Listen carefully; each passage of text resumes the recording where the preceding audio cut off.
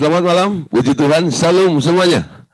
Haleluya, kita berjumpa kembali malam hari ini walaupun dalam Zoom meeting, tapi kita percaya malam hari ini saya lihat wajah-wajah yang antusias dari berbagai macam kota, bersama-sama untuk belajar kebenaran firman-Mu.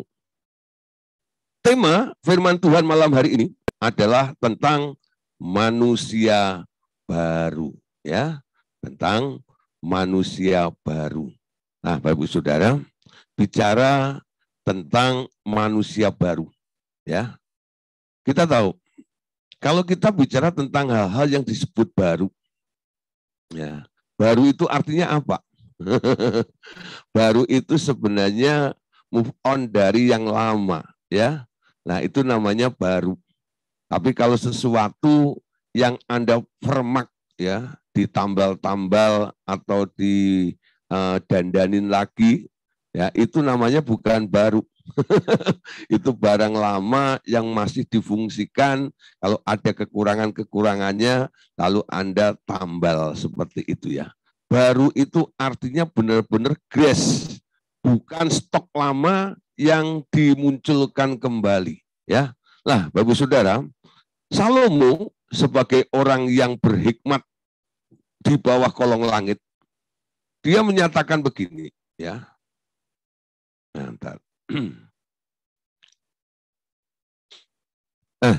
Salomo berkata, di bawah kolong langit ini ternyata tidak ada yang baru. Kok Salomo bisa ngomong seperti itu? Salomo itu ternyata dia seorang raja dan seluruh hidupnya itu dipakai untuk melakukan riset, ya, yaitu penelitian. Dia teliti segala sesuatu untuk mengetahui kebenarannya, ya. Banyak hal, dia lihat apa saja, dia coba. Dia nggak hanya puas untuk menikmati keindahannya, ya. Kalau kita kadang-kadang hanya cukup melihat lalu menikmati keindahannya, lalu Anda puas dan wah bagus ya dan sebagainya gitu. Tapi Salomo itu beda. Ya, kenapa kok bisa begini? Dia cari tahu, ya, sampai akhirnya dia mengerti, ya, segala sesuatu yang ada di bawah kolong langit itu. Nah, Bapak Saudara, Salomo diakui, ya, di kalangan para teolog, ya. Salomo ini boleh dikatakan sebagai orang yang paling penuh hikmat, tapi dengan catatan di bawah matahari atau istilah lainnya adalah di kolong langit. Jadi kalau saya bicara tentang kolong langit, itu sama juga dengan di bawah matahari, ya. Itu istilah, ya. Nah, dalam kitab Raja-Raja ditulis, khususnya dalam satu Raja-Raja 4 ayat 32 sampai 34, Salomo menggubah 3.000 amsal. Bayangin saudara, ya, ini semua hasil risetnya. Jadi dia tidak sekedar ngomong, tapi dia sudah tahu detailnya. Ya, menggubah 3.000 amsal dan nyanyiannya ada 1.005. Ia bersajak tentang pohon-pohonan dan dari pohon aras yang di Gunung Libanon sampai kepada hisop yang tumbuh pada dinding batu. Ia berbicara juga tentang hewan dan tentang burung-burung dan tentang binatang-binatang melata dan tentang ikan-ikan. Ya, saudara, kita baca ayatnya, ya. Ini di dalam satu Raja-Raja. Ini saya kutip supaya Bapak Saudara tahu, ya, yang ditulis di dalam Alkitab mengatakan ia menggubah 3.000 amsal dan nyanyiannya ada 1.005. Ia bersajak tentang pohon-pohonan dari pohon aras yang di Gunung Libanon sampai kepada hisop yang tumbuh pada dinding batu. Ia berbicara tentang hewan dan tentang burung-burung dan tentang binatang melata dan tentang ikan-ikan. Hasilnya, saudara, apa yang dia lakukan dalam risetnya ini, ya, akhirnya membuat 34 ini. Maka datanglah orang dari segala bangsa mendengarkan hikmatnya Salomo. dan ia menerima upeti dari semua raja-raja di bumi yang telah mendengar tentang hikmatnya itu. Bapak Ibu Saudara, kalau Salomo itu dikenal sebagai raja yang kaya, benar nggak ya? Kaya raya. Tapi dia bukan tipe orang yang ngumpulin harta gitu, bukan. Mencari, mengkais-kais harta, tidak. Yang dikais-kais, yang dicari oleh Salomo itu pengalaman dalam risetnya untuk menyelidiki segala sesuatu. Ketika dia tahu banyak tentang sesuatu itu, membuat bangsa-bangsa atau orang-orang di sekitarnya Salomo itu terkagum-kagum dengan hikmatnya Salomo. Gak heran, Bapak Saudara, dalam ayat yang ke-34 tadi dikatakan, raja-raja dari bangsa-bangsa sekitarnya itu datang kepada Salomo hanya untuk melihat hikmatnya Salomo itu.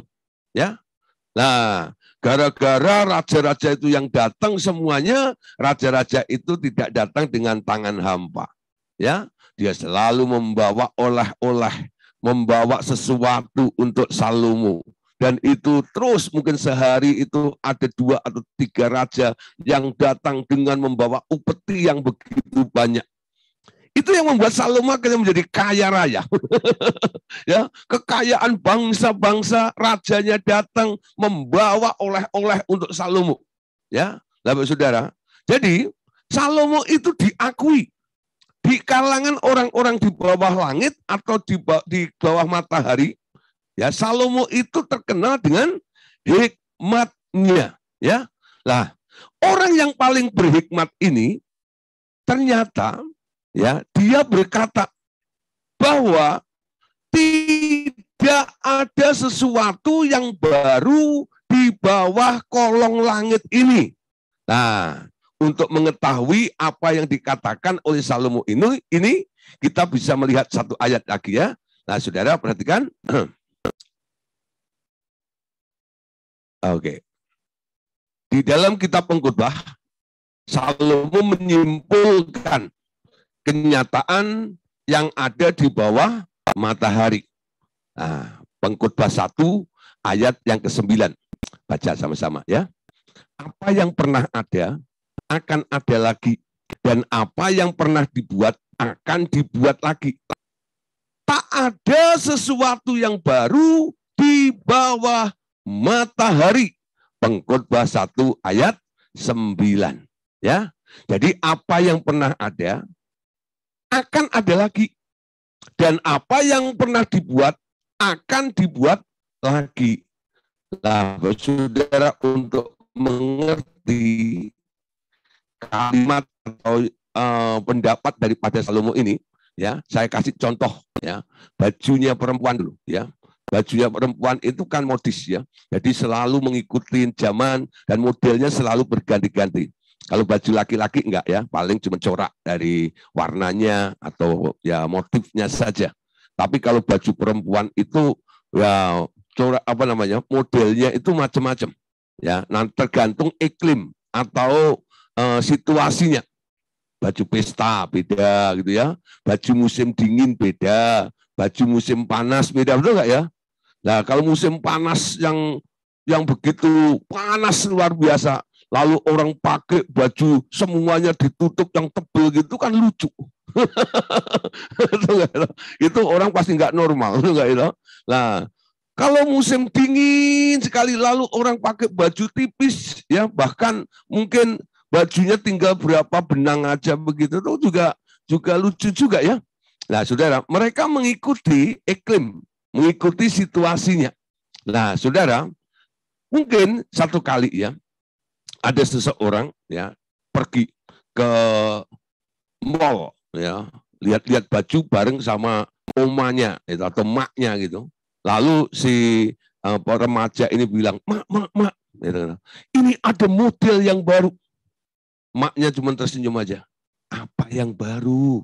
Ini loh, ada mereknya, ada tandanya. Ya, produk yang baru itu ada tandanya. Ini baru modelnya. Maknya bilang apa? Mana yang baru? Itu zaman emak juga sudah ada model seperti itu. Ya, itu yang dibilang oleh Salomo. Apa yang telah dibuat akan dibuat lagi. Apa yang pernah ada akan ada lagi. Mungkin bahannya saja beda. Zamannya emak dulu pakai karung goni, ya kan? Sekarang ya zaman kita, zaman modern seperti ini pakai katun atau bulu sutra. Wah, bedanya lebih baik, bagus bahannya saja. Tapi modelnya ya gitu-gitu saja gitu ya. Nah, saudara, sekarang lihat ada pengulangan-pengulangan yang terjadi sehingga Salomo mengatakan tidak ada yang baru. Kenapa saudara pelajaran kita malam hari ini kita awali dengan apa yang dikatakan oleh Salomo ini? Karena kita sedang berbicara tentang manusia baru. Ya, manusia baru. Kata barunya ini, apakah itu ada atau tidak? Nah, saudara, memang di bawah kolong langit, di bawah matahari itu tidak ada yang baru. Adanya hanya sebuah pengulangan. Tapi di atas langit itu ada yang baru. Amin. Ya. Nah, saudara, jadi Salomo itu bagus ya. Dia ngomongnya tidak membingungkan kita. Dia bilang apa yang pernah ada akan dibuat lagi dan apa yang pernah dibuat akan dibuat lagi. Ya, lalu diberi keterangan. Tak ada sesuatu yang baru di bawah matahari. Nah, bagaimana dengan yang di atas matahari? Bagaimana dengan yang di atas kolong langit ini? Bagaimana yang di atas langit? Nah, saudara, yang di atas langit itu adalah alam roh namanya. Di alam roh ada yang namanya baru. Nah, yang baru di alam roh itu boleh disebut sebagai ciptaan baru. Amin. Ya, sebagai ciptaan baru. Jadi, boleh kita simpulkan ya. Walaupun Salomo bilang nggak ada yang baru, tetapi di dalam Tuhan Yesus sekarang dinyatakan ada yang baru. Amin. Di dalam Yesus sekarang dinyatakan ada yang baru, yakni manusia yang dilahirkan kembali oleh Roh Kudus menjadi ciptaan baru. Amin. Jadi di bawah kolong langit, di bawah matahari nggak ada yang baru. Tapi di dalam Tuhan Yesus, di atas langit ada yang baru, yaitu manusia yang dilahirkan kembali oleh Roh Kudus untuk menjadi ciptaan yang baru. Nah, Bapak Saudara, Tuhan Yesus lebih tinggi dari Salomo. Ya, kenapa? Karena yang memberi hikmat Salomo, Tuhan Yesus juga. Ya, nah sekarang kalau kita bicara asal usul, Yesus memang berasal dari atas matahari. Salomo adanya di bawah matahari. Jadi orang-orang yang dilahirkan baru juga tinggal di atas matahari. Nah, yang bagian terakhir ini mungkin Bapak Ibu Saudara sedikit bingung. Ya, orang-orang yang dilahirkan baru kok tinggal di atas matahari itu gimana, Pak? Apa enggak gosong? Tinggal di atas matahari itu artinya apa? Bagaimana bisa dikatakan terjadinya seperti apa? Kalau Bapak Ibu Saudara bicara tentang kehidupan di atas matahari, Anda dilahirkan di atas matahari, Bapak Ibu Saudara bisa menjelaskan juga ya, proses bagaimana seseorang lahir di atas matahari atau di atas langit itu. Nah, Bapak Saudara, ketika Bapak Ibu Saudara mengundang Tuhan Yesus masuk ke dalam hati Anda, menurut Wahyu pasal 3 ayat yang ke-20, ketika itu Tuhan Yesus mengetok pintu hatimu. Lalu Anda mendengar ketokannya itu, lalu Anda bukakan pintunya. Anda mengundang Yesus. Itu proses kelahiran baru. Ya. Nah, disitulah Roh Kudus melahirkan Anda. Jadi tugas Anda cuma satu. Anda merespon saja. Anda dengar. Barang siapa mendengar ya perkataanku dan membukakan pintu, maka aku akan masuk ke dalamnya.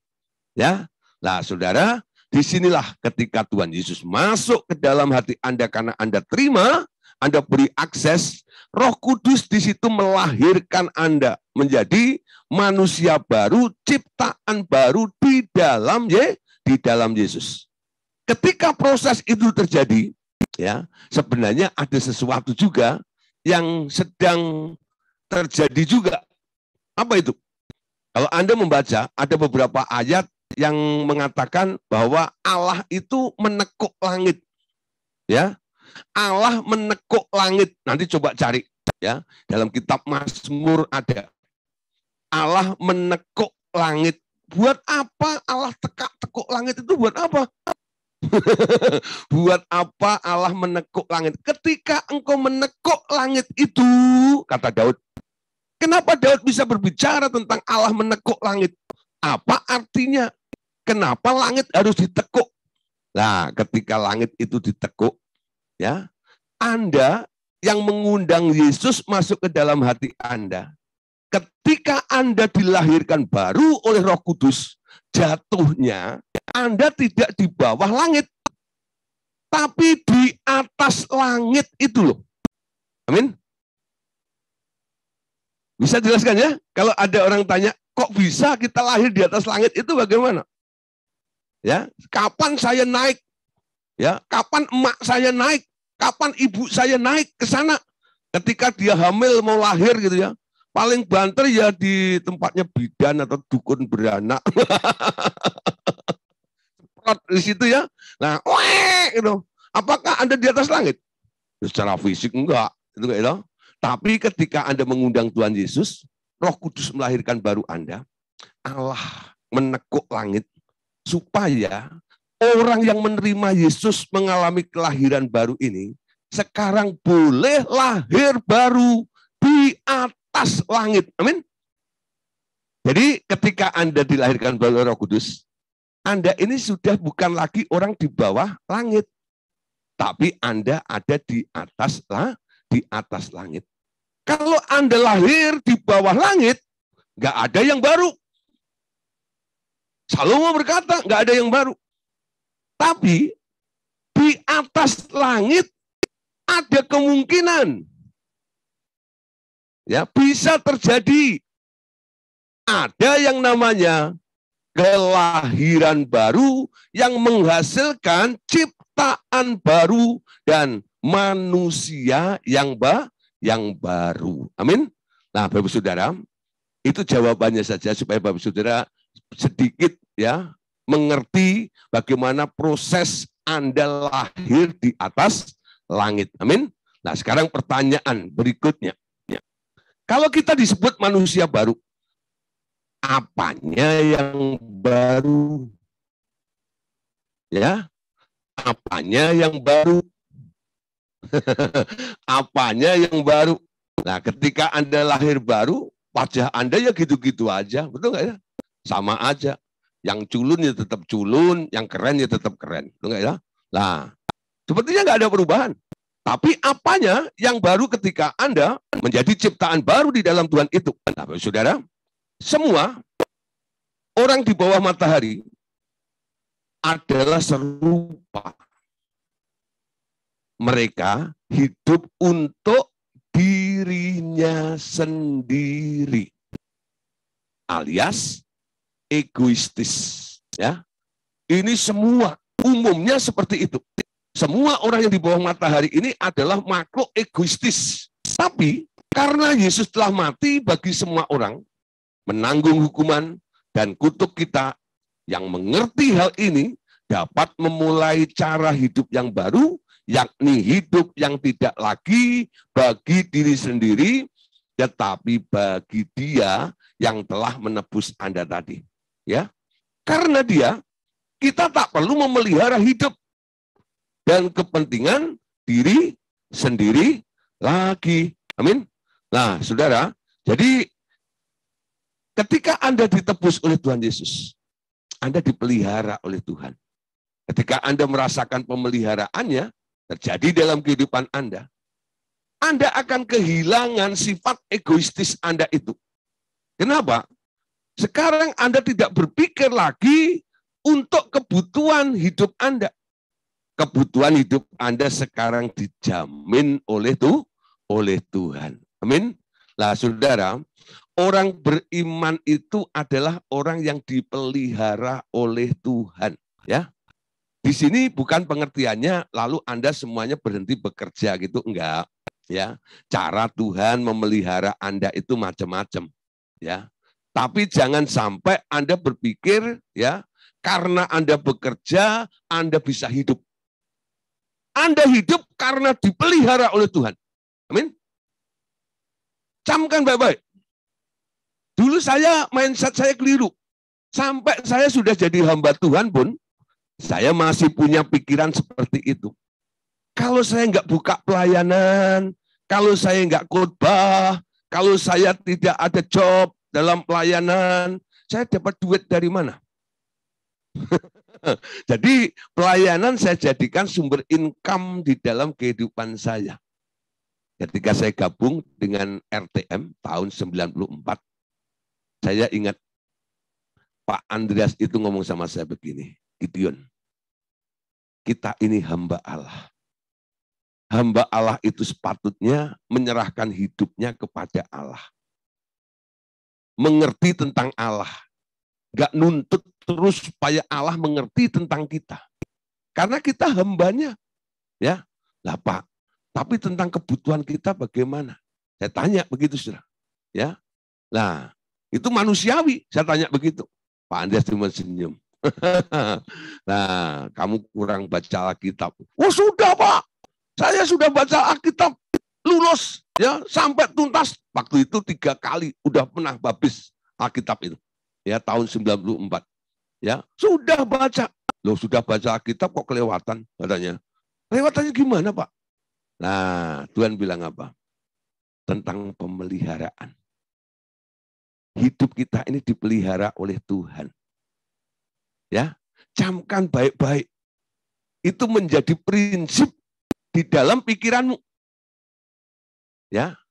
Jadi kita ini hidup karena dipelihara oleh Tuhan. Amin.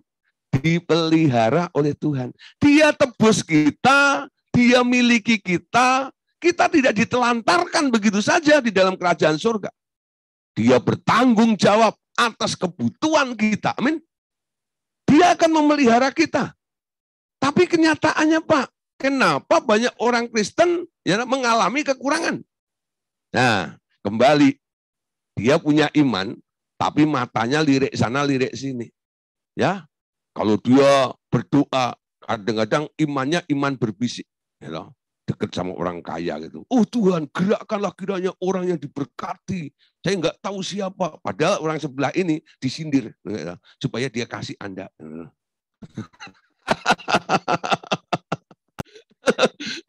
Model-model seperti itu. Tuhan bilang, kalau doa masuk kamar, tutup pintumu. Ya, jangan Anda ngomong di dekat kupingnya orang supaya orang itu tergerak dengan doamu. Enggak. Nah, itu namanya iman berbisik namanya. Ya, lama-lama iman berisik itu. Iman berbisik itu namanya. Amin. Nah, Tuhan, gini. Nah, itu iman sambil nyindir orang. Ya, Tuhan Yesus katakan apa? Bapakmu di surga tahu kamu membutuhkan semuanya itu. Amin. Dia tahu apa yang kita butuhkan. Dia menjamin, dia memelihara kita. Orang yang nggak mengerti tentang pemeliharaan Tuhan, dia akan tetap menjadi makhluk yang egoistis. Tapi ketika engkau mengerti Allahmu, surga memeliharamu, Anda bukan lagi menjadi orang yang egoistis. Tapi Anda mulai menyerahkan hidupmu, lalu melakukan banyak perkara untuk Dia yang telah menebus Anda. Amin. Siapa di sini yang masih khawatir dengan masa depannya? Siapa di sini yang nggak mengerti bahwa Allah memelihara Anda? Kalau hari ini sampai belum mengerti, baca kembali Matius pasal 6. Ya, di situ Tuhan Yesus memberikan perumpamaan tentang kekhawatiran. Orang-orang yang selalu khawatir dan nggak mengerti tentang pemeliharaan Tuhan ini, suruh belajar sama burung. Suruh belajar sama bunga bakung. Yesus bilang apa? Lihatlah burung di udara yang tidak menanam, makan kenyang. Amin. Lihatlah bunga bakung di lembah itu. Walaupun itu liar, itu nggak ada yang merawat. Tapi dibanding dengan bajunya Salomo, yang kaya itu, bajunya Salomo kalah. Amin. Siapa yang mendandani? Siapa yang memelihara? Yang menciptakan dia. Amin. Kalau burung aja ya diperhatikan oleh Tuhan sedemikian rupa, kalau bunga saja dirawat oleh Tuhan begitu luar biasa, apalagi Anda anak Allah, amin, yang lahir di atas langit itu. Anda jauh lebih berharga daripada burung, Anda jauh lebih berharga daripada bunga di lembah itu, amin. Nah, ayo mulai ya, sadar apa? Atas pemeliharaan Tuhan, amin. Nah, saudara, ketika kita menyadari dan mengetahui bahwa Dia memelihara kita, nah disinilah terjadi, ya. Anda akan berubah cara berpikir. Disinilah yang baru adalah manusia yang tidak egois, tetapi hidup untuk Dia. Ya, Allah yang hidup yang begini belum pernah ada sebelum Tuhan Yesus. Ya, jadi sebelum Tuhan Yesus datang ke bumi, nggak ada orang yang berbicara tentang pemeliharaan Tuhan. Penyertaan Tuhan ada. Abraham disertai oleh Tuhan, itu ya. Tapi yang dipelihara oleh Tuhan itu adalah orang-orang yang lahir baru. Jadi tentang kelahiran baru itu adanya setelah Yesus datang. Ya. Sebelum Yesus datang nggak ada orang yang pernah lahir baru, itu nggak ada. Kok bisa, Pak? Dasarnya, Pak? Ini, saudara. Ya, dan Yesus bilang begini. Orang yang paling top yang lahir dari perempuan, namanya siapa? Simon? Oh, bukan. Orang yang lahir dari perempuan yang paling tinggi, siapa namanya?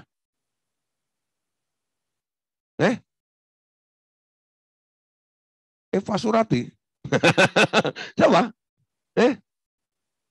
Yohanes. Yohanes Pembaptis itu. Yohanes Pembaptis itu lebih tinggi daripada Elia. Lebih tinggi daripada Musa. Amin? Itu kata Alkitab. Tapi orang yang lahir di dalam roh, dia lebih tinggi daripada Yohanes. Amin? Apa maksudnya? Jadi pembatasnya di mana? Yohanes itu belum lahir baru. Pasti ada yang protes. Masa, Pak? Yohanes nabi loh. Masa belum lahir baru? Semua yang beroperasi sebelum Tuhan Yesus di dalam masa perjanjian lama, mereka semuanya belum pernah mengenal tentang kelahiran baru. Ya, contoh saudara, gereja-gereja yang tidak mengalami pembaruan, mereka yang masih ortodoks, yang terus patokannya Taurat, ya, kiblatnya di perjanjian lama, pasti banyak jemaatnya yang belum lahir baru. Pasti banyak yang belum lahir baru. Kenapa? Tentang lahir baru itu nggak pernah diajarkan di gerejanya. Contoh saya itu anak pendeta. Dari kecil, gereja. Saya lahir baru kapan? Setelah lulus sekolah Alkitab, saya ikut seminar di Surabaya di Goskit. Di situ ada hamba Tuhan namanya T.L. Osborne. Ya, wah dengan gayanya yang lincah. Itu pendeta bule waktu itu masih muda itu pada panggungnya, panggung itu tinggi. Ya. Dia nggak lewat tangga. Gitu. Dia turun lompat, dia naik lompat. Gitu ya. Wah, gitu sampai penerjemahnya itu bingung. Gitu. Jadi dianya sudah di panggung, penerjemahnya baru naik tangga. Gitu. Dianya udah turun, penerjemahnya baru cari tangga. Gitu ya. Wah. Nah, terus satu kali dalam seminar itu ditantang, padahal isinya hamba-hamba Tuhan yang hadir. Ribuan hamba-hamba Tuhan hadir di situ. Lalu ditantang apa? Tentang kelahiran baru. Siapa yang belum mengundang Tuhan Yesus masuk ke dalam hatinya? Hari ini kesempatan bagi Bapak Ibu Saudara untuk mengundang Yesus masuk ke dalam hatimu supaya engkau lahir baru dan menjadi ciptaan baru sehingga engkau menjadi manusia yang baru. Saya bingung, apa itu? Dijelaskan sedikit gitu ya tentang kelahiran baru, Wahyu 3 ayat 20. Oh iya, itu belum pernah saya lakukan. Padahal sudah pendeta, sudah lulus sekolah Alkitab. Saya angkat tangan. Yang angkat tangan maju ke depan. Nah, beberapa orang yang angkat tangan itu lari altar call. Ya. Nah, akhirnya dibimbing kelahiran baru, suruh niruin dia berdasarkan Wahyu 3 ayat 20 itu. Disitulah saya lahir baru. Ya. Lahir baru. Dan saya ketika sudah lahir baru itu, ketika saya sudah mulai melayani dan saya mulai suka pergi-pergi pelayanan ke gereja-gereja orang lain seperti itu, saya coba cek nih, apakah tentang kelahiran baru itu dipahami di gereja itu atau enggak? Ternyata banyak gereja yang belum mengerti. Sak pendeta-pendetanya belum lahir baru. Saya enggak kaget kalau ada pendeta belum lahir baru. Kenapa? Saya dulu juga pendeta belum lahir baru. Ya, saya bilang, Pak, sama aja dulu saya juga begitu. Nah, dengan rendah hati pendetanya pun maju ke depan bersama dengan jemaat. Saya bimbing lahir baru. Terjadi proses kelahiran baru. Lalu pendetanya bilang, Pak, puji Tuhan. Ketika Bapak bicara tentang kelahiran baru itu, terjadi perubahan yang signifikan di dalam jemaat kami. Pertumbuhannya luar biasa. Cara menelaah firman itu juga berbeda, Pak. Yang dulunya apatis, sekarang jemaat kami itu jadi orang yang haus dan lapar akan Tuhan. Gara-gara dia lahir baru seperti itu. Nah, saudara, ini penting. Nah, setelah itu kita tahu, Anda yang lahir di dalam Allah, Anda dipelihara oleh Allah juga. Amin. Ketika Anda percaya dan Anda tahu Anda dipelihara Allah, hidupmu sontak berubah. Arahnya beda. Tidak hidup untuk diri sendiri, tetapi sekarang hidup untuk Dia yang telah menebus kita. Ini yang dikatakan oleh Paulus di dalam 2 Korintus pasal 5 ayat 14 sampai ayat yang ke-17. Mari kita baca sama-sama. Korintus 5 ayat 14 sampai ayat yang ke-17. Sebab kasih Kristus menguasai kami. Karena kami telah mengerti bahwa jika satu orang sudah mati untuk semua orang, maka mereka semua sudah mati. 15.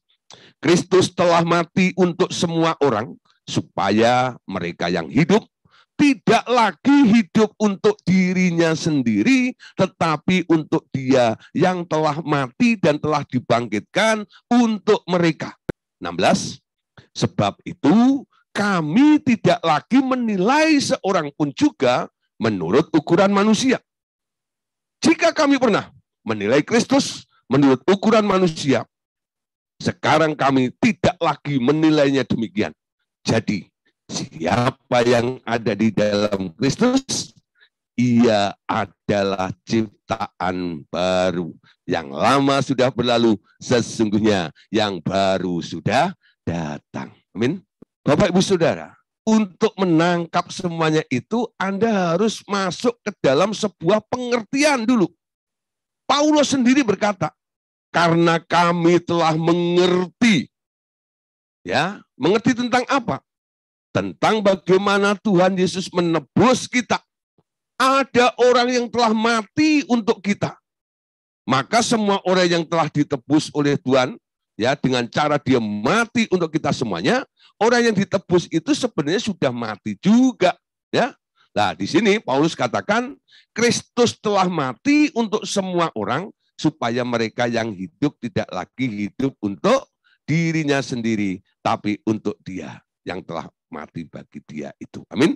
Nah, Bapak Saudara, sekarang kita lihat. Jadi arah hidupnya mulai berubah. Dulu Paulus itu nggak menangkap, nggak mengerti. Tapi ketika mengerti, sekarang arah hidup Paulus itu berubah. Hidup untuk Kristus. Mati adalah keuntungan.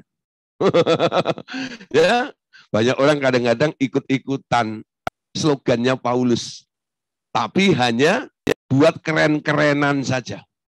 Ya, keren-kerenan saja. Hidup bagi Kristus, mati adalah keuntungan. Wow.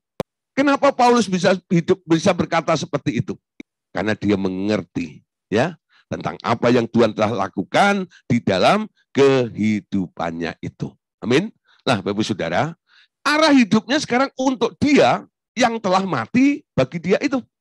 Nah, dampaknya ayat 16-nya tadi dikatakan, sebab itu kami tidak lagi menilai seorang pun juga menurut ukuran manusia. Cara memandangnya berbeda.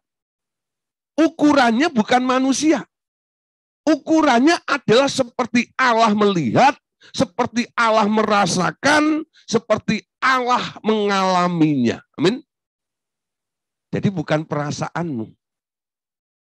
Kalau masih ada yang bilang, Pak, rasanya siapa? Rasanya siapa? Perasaan siapa? Ya perasaan saya. Salah. Ya, Anda nggak boleh mengukur segala sesuatu dengan perasaanmu lagi. Di sini nggak boleh ada yang main perasaan, ya. Perasaan ini. Lagunya, ya. Perasaan ini. Nah, sekarang Anda harus memiliki perasaan Kristus. Anda harus memiliki pikiran Kristus. Amin. Itu tanda orang lahir baru. Bukan apa yang Anda rasakan.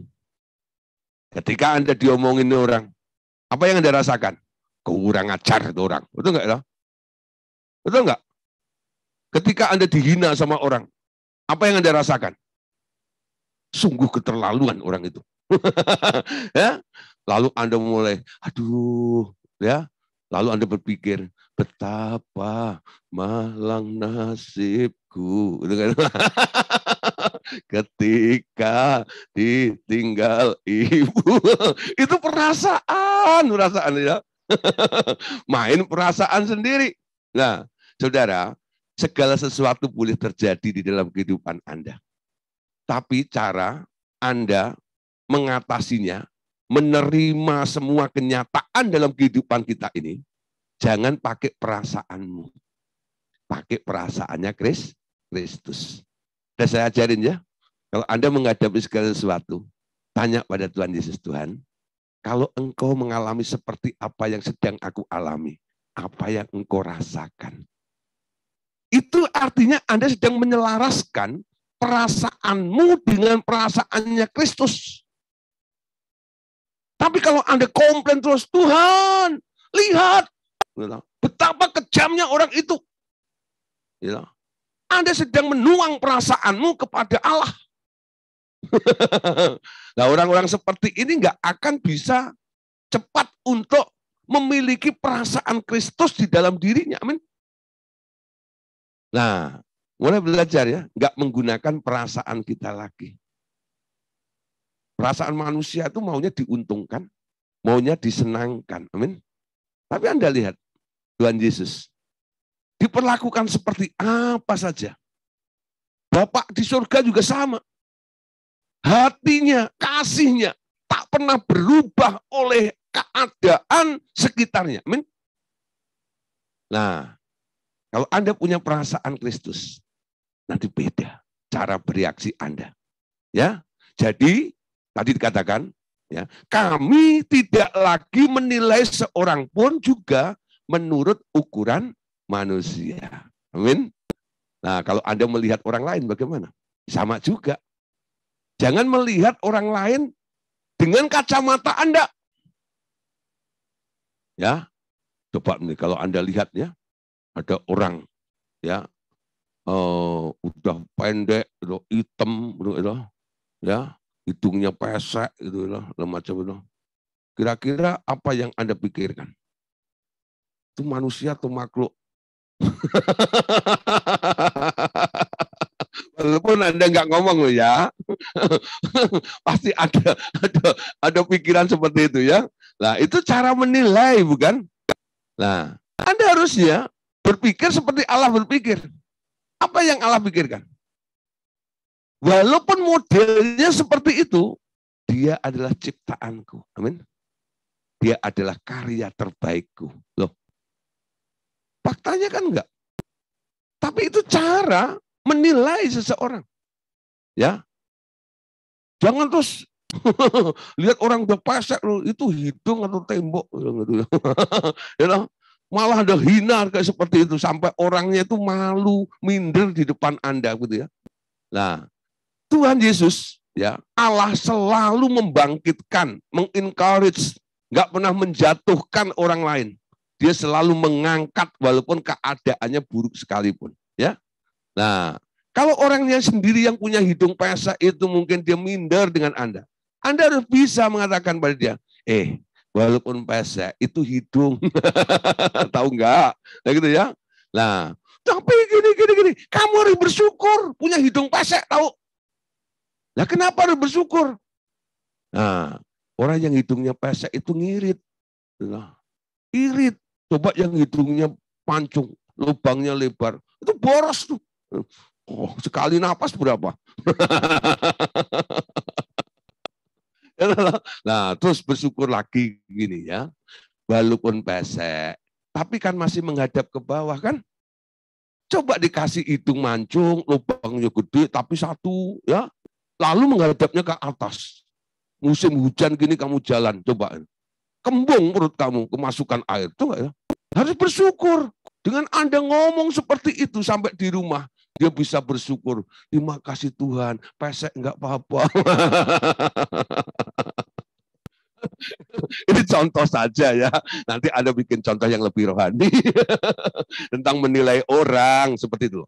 Jangan menjatuhkan. Amin. Nah, saudara, orang yang menghina sesamanya, dia menghina penciptanya. Amin. Ada ayatnya kan? Bisa Anda cari nanti. Orang yang menghina sesamanya, dia menghina penciptanya. Amin. Sesamamu itu makhluk ciptaan Tuhan.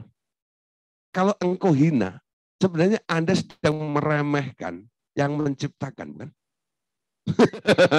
Nah, sekarang harus pakai ya cara menilai, bukan ukuran manusia lagi. Amin. Nah, jadi siapa yang ada di dalam Kristus? Ia adalah ciptaan yang baru, yang lama sudah berlalu, sekarang yang baru sudah terbit, ya, sudah datang. Bapak-Ibu Saudara, kelahiran baru itu jauh lebih penting daripada aturan-aturan Taurat. Ya. Nah, coba lihat di sini. Galatia 6 ayat yang ke-15. Sebab bersunat atau tidak bersunat itu tidak ada artinya, tetapi menjadi ciptaan baru itulah yang ada artinya. Banyak kadang-kadang orang-orang itu hanya sibuk ya, urusan ya, debat satu dengan yang lain, cuman masalah aturan-aturan yang bersifat kulit saja. Ya. Tapi intinya nggak pernah dihidupi, intinya nggak pernah dilakukan. Sehingga Galatia 6 ayat 15 mengatakan, bersunat atau tidak bersunat itu nggak ada artinya. Menjadi ciptaan baru, itu baru ada artinya. Amin. Nah, ada orang membanggakan sunat. Nggak cukup sunat sekali, 2 kali, 3 kali.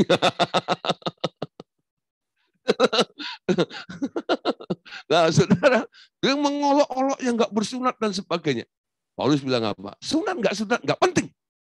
Tapi cek, apa kamu lahir baru nggak? Apakah kamu itu ciptaan baru atau bukan? Percuma kamu sunat 1000 kali, tapi kamu bukan ciptaan baru. Amin. Nah, percuma kamu hafal seluruh Alkitab, tapi kamu nggak lahir baru. Kamu bukan ciptaan baru. Kamu nggak lahir di atas langit. Cuma jadi ahli Taurat nantinya. Amin. Yang recokin Tuhan Yesus terus. Padahal tahu tentang kebenaran firman, tapi nggak menghidupinya. Itu yang membedakan ya, antara murid Tuhan Yesus dan ahli Taurat. Murid Tuhan Yesus adalah ciptaan baru.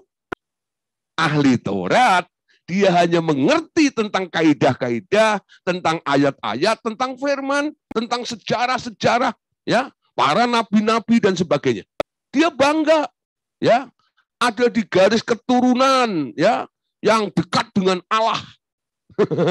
Tapi bukan ciptaan baru. Ya. Ku menjadi ciptaan yang baru. Amin. Oleh kuasa darah-Mu. Wah, nah, jangan Anda hanya sibuk aktivitas yang bersifat rohani, tapi Anda tidak sedang melakukan hal-hal ciri-ciri dari orang-orang yang ciptaan baru itu semuanya. Amin. Nah, Bapak Saudara, kalau Anda asalnya dari bawah langit dan Anda ya ada yang asalnya dari atas langit, itu nanti dampaknya berbeda. Ya. Yohanes 3 ayat 31. Nah, sekarang lihat ini. Yohanes 3 ayat 31.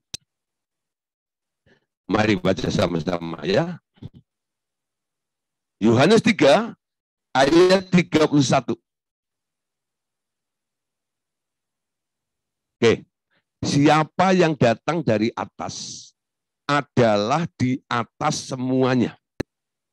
Siapa yang berasal dari bumi adalah dari bumi dan berkata-kata tentang hal-hal di bumi. Semua yang datang dari surga adalah di atas semuanya. Ya, ketika Anda lahir baru, Anda bukan orang bumi. Anda lahir dari atas langit. Amin. Anda di atas semuanya. Anda di atas orang paling hebat yang ada di bawah kolong langit ini. Statusmu beda. Semua yang ada di bawah kolong langit, di bawah matahari, itu namanya manusia. Ya. Itu namanya manusia. Loh, kalau yang lahir di atas langit namanya apa, Pak? Namanya apa? Yang di atas langit namanya anak Allah. Yohanes 1 ayat 12.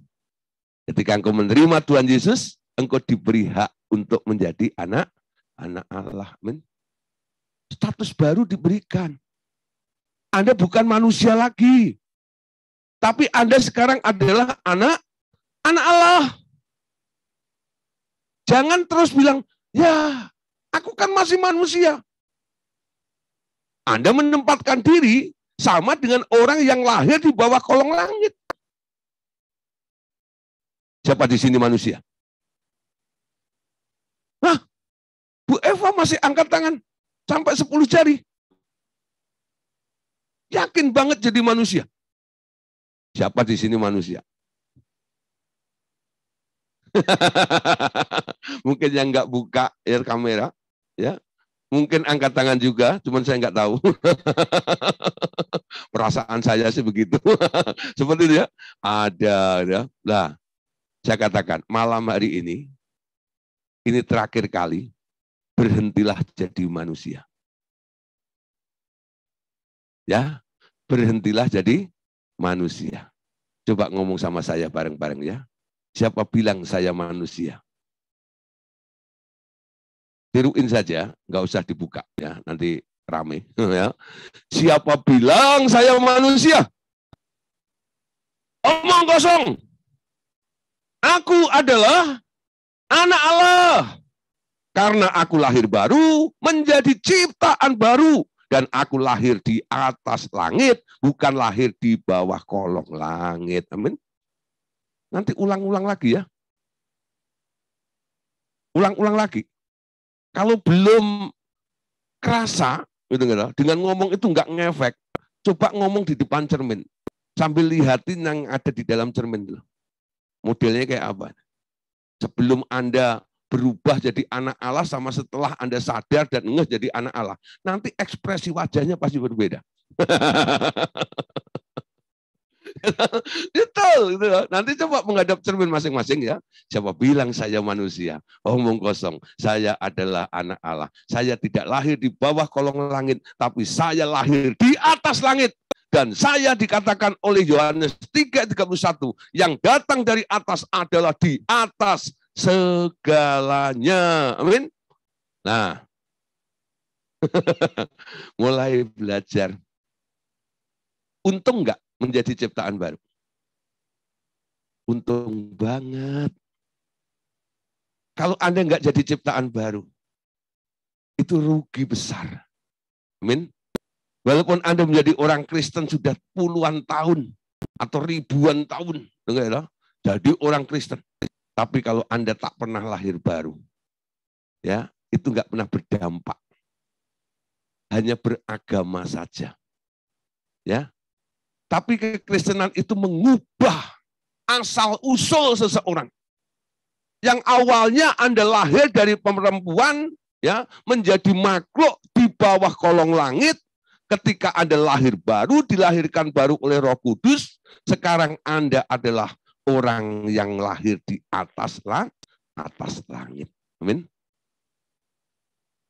Nah, Anda sekarang anaknya Allah. Ya, jangan saya bilangin, aduh, ya memang kami masih manusia, Pak. Nah, kalau masih ngomong begitu ya nanti akan jatuh lagi, ya. Nah, tadi dikatakan juga, siapa yang berasal dari bumi adalah dari bumi, ya. Dan berkata-kata tentang hal-hal yang ada di bumi.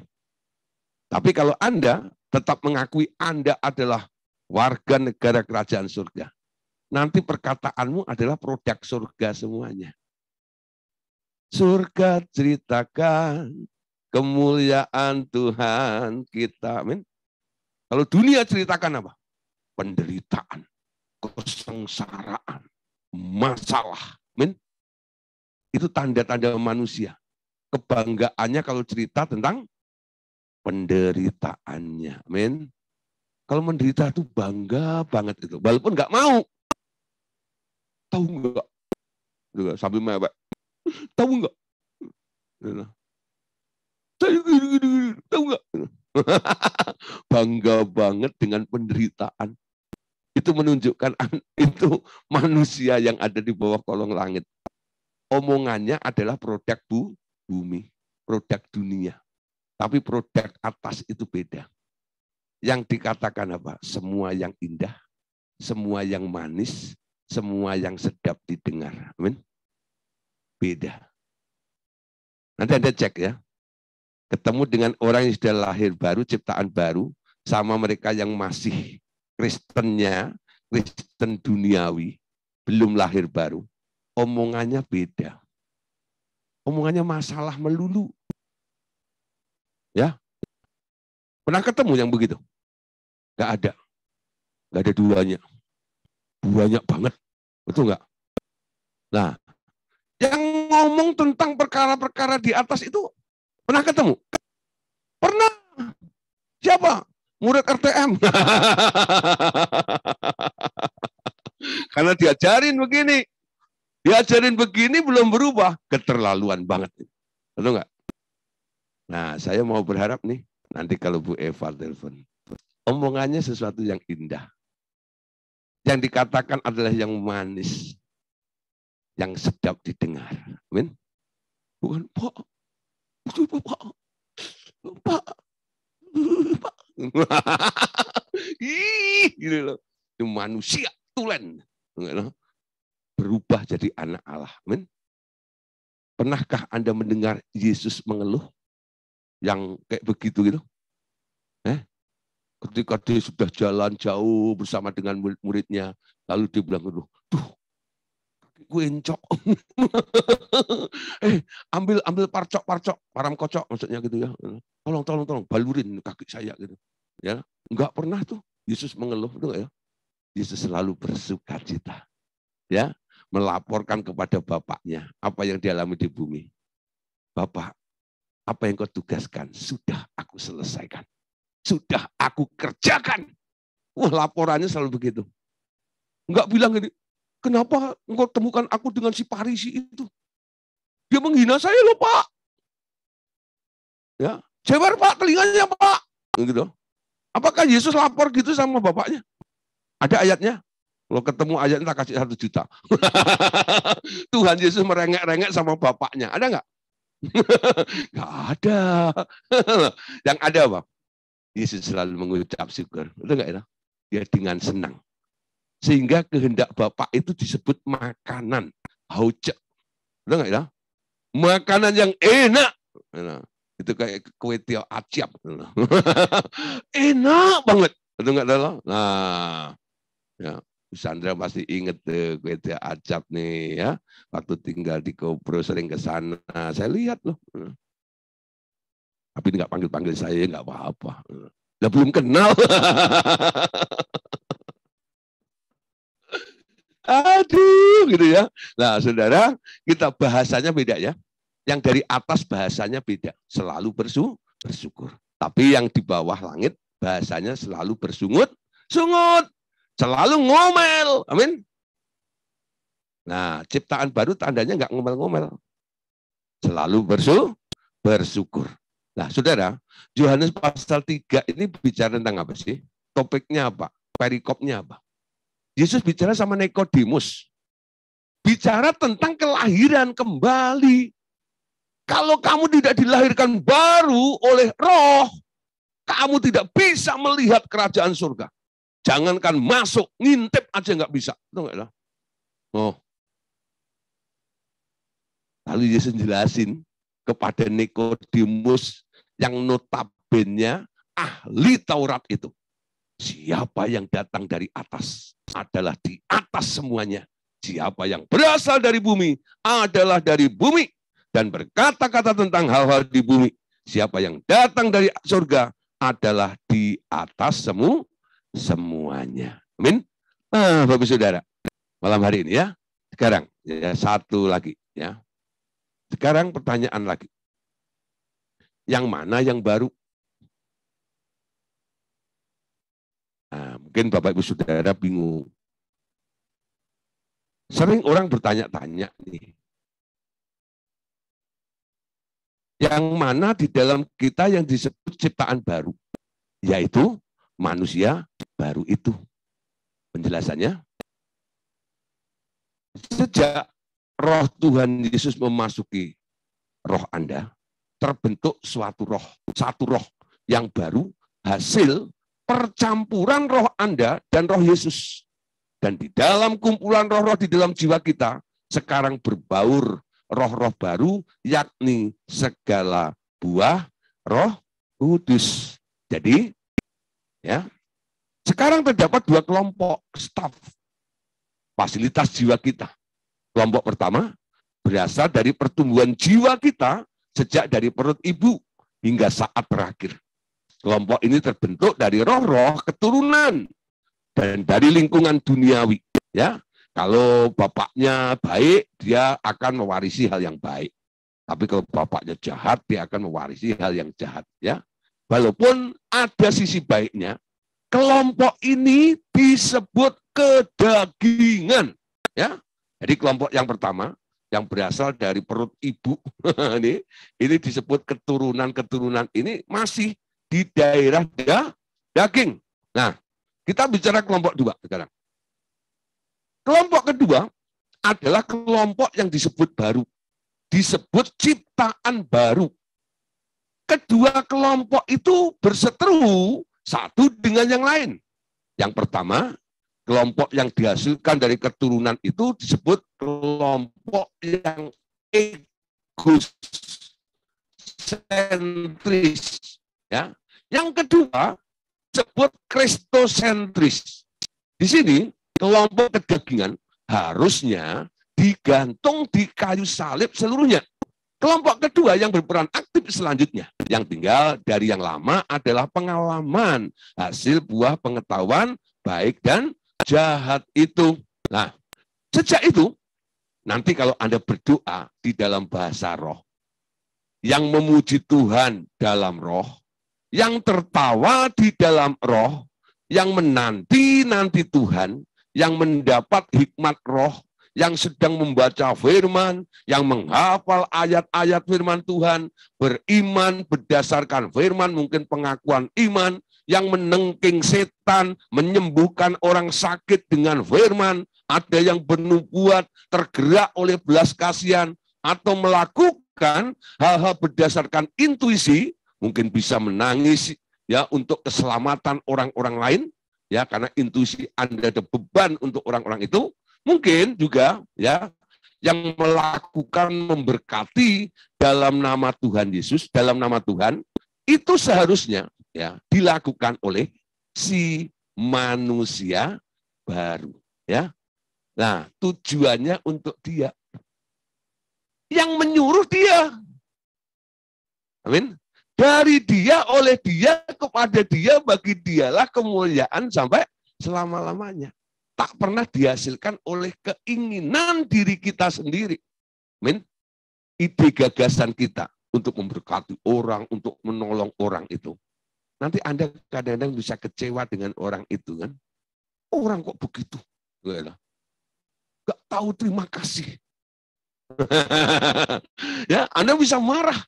Ya. Nah, niat Anda baik. Tapi membuat Anda jengkel, membuat Anda marah. Betul nggak? Anda melakukan sesuatu, tapi Anda akhirnya berdosa. Kenapa? Anda marah ngomongin orang itu, bergosip ria, betul nggak? Tentang orang itu.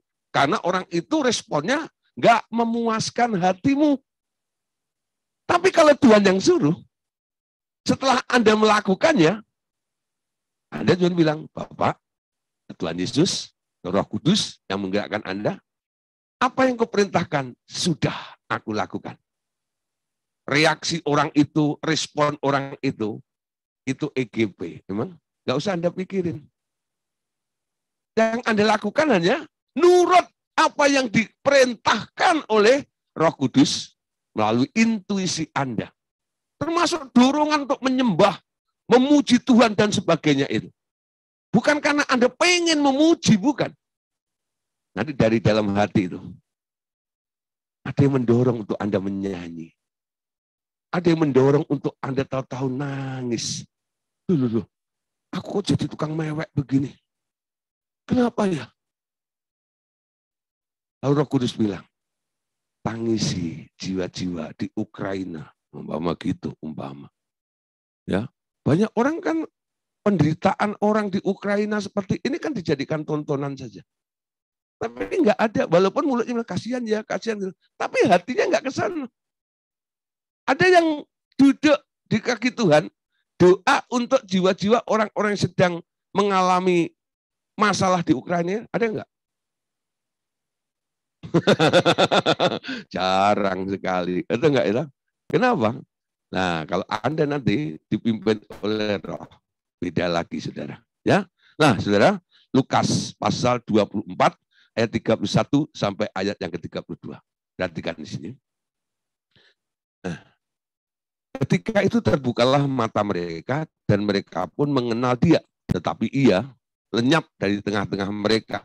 Kata mereka seorang kepada yang lain, bukankah hati kita ya berkobar-kobar ketika ia berbicara dengan kita di tengah jalan dan ketika ia menerangkan kitab suci kepada kita. Amin. Nah, satu kali ada murid yang sakit perut, itu istilah saya, ya.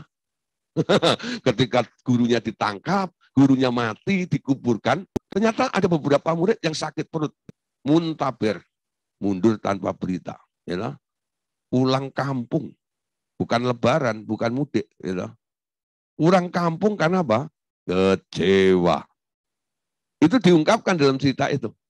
Dia yang menjadi harapanku Sekarang dia sudah mati. Makanya aku pulang kampung. Lalu Yesus cerita kepada orang itu, tapi orang nggak kenal bahwa itu Yesus. Bukankah dia bilang, orang itu bilang, nanti hari ketiga dia akan bangkit. Kenapa nggak kamu tongkrongin? Kenapa dia belum bangkit, kamu udah udah pergi itu kenapa? Nah, saudara, ketika matanya terbuka dan melihat Yesus di situ, mereka baru nyadar dan teringat ketika berbincang-bincang dengan Tuhan Yesus tadi, dia berkata kepada temannya, waktu dia ngomong, kita merasakan apa? Roh kita berkobar-kobar, bukan? Tapi masalah terlalu berat sehingga menutup Tuhan di depannya itu.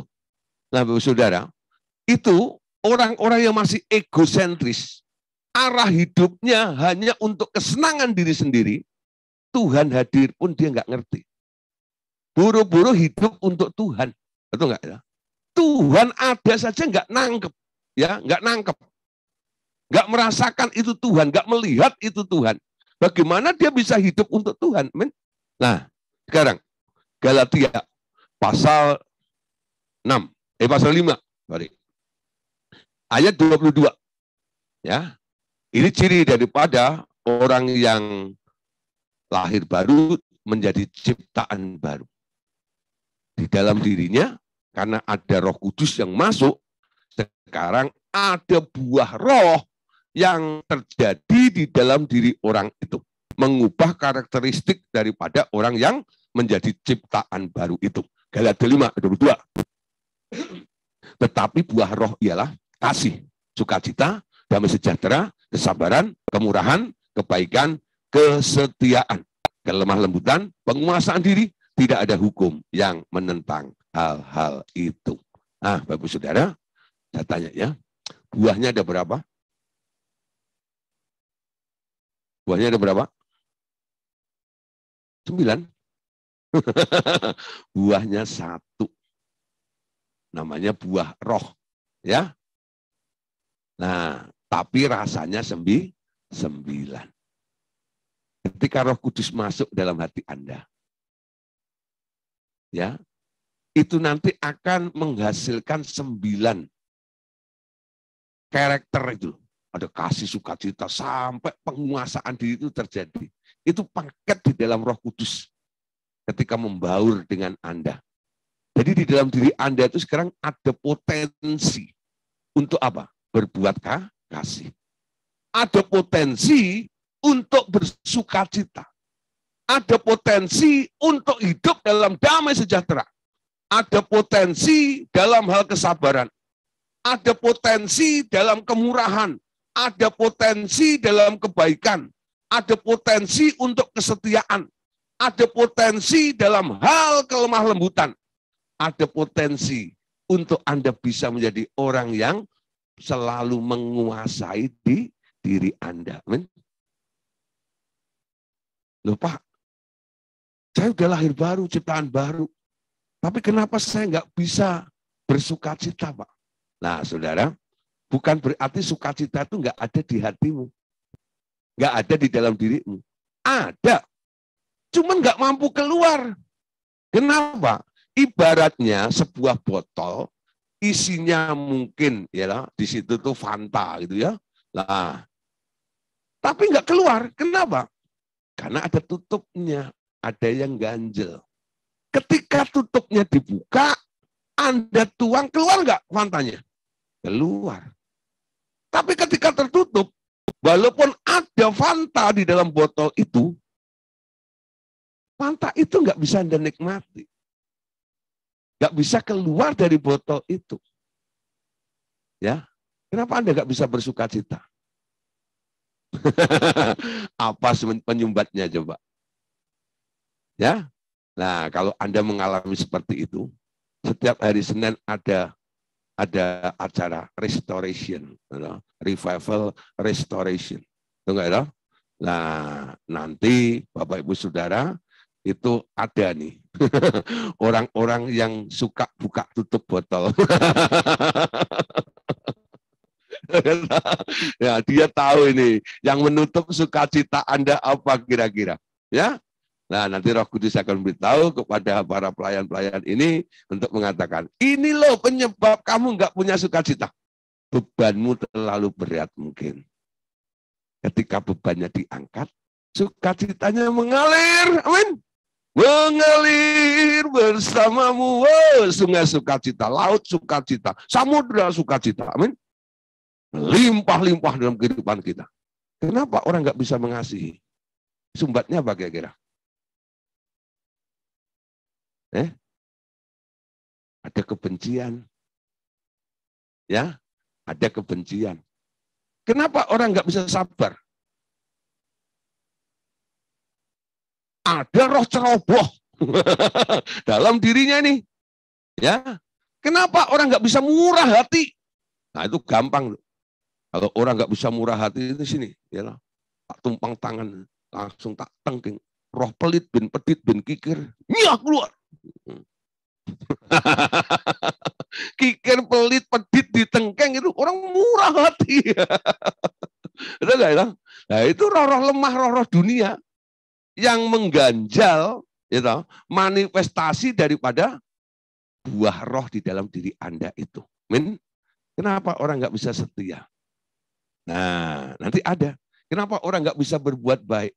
Bukan berarti kebaikan itu nggak ada. Sudah ada ketika Anda mengundang Yesus masuk dalam hatinya. Jadi kalau Bapak Ibu Saudara melayani orang, cek dulu kelahiran baru ya. Kalau orang yang sudah lahir baru, artinya potensinya sudah ada di dalam dirinya. Bukan Anda mintain dari atas lagi, tidak. Ya. Bukan gitu. Anda aktifkan ya. Potensi yang ada dalam diri orang itu mulai Anda aktifkan. Kalau sudah diaktifkan tidak bisa muncul juga, Anda harus cabut tutup botolnya itu dari orang itu. Kenapa? Dia adalah ciptaan baru, manusia baru. Dia bisa berpikir hal-hal yang dari atas. Dia bisa berkata-kata hal-hal yang dari atas. Amin. Karena dia berasal dari atas langit. Bukan lahir lagi di bawah langit. Amin. Oke, Bapak Saudara, malam hari ini ya kita sampai di sini dulu. Besok kita akan lanjut ya. Cara hidup baru itu bagaimana? Pastikan Bapak Ibu Saudara besok hadir lagi supaya to be continue. Ya. Nanggung. Ya, sudah mulai masuk, mulai nangkap begini, lanjutin besok. Amin. Oke, Bapak Saudara, Tuhan Yesus memberkati kita semuanya. Amin.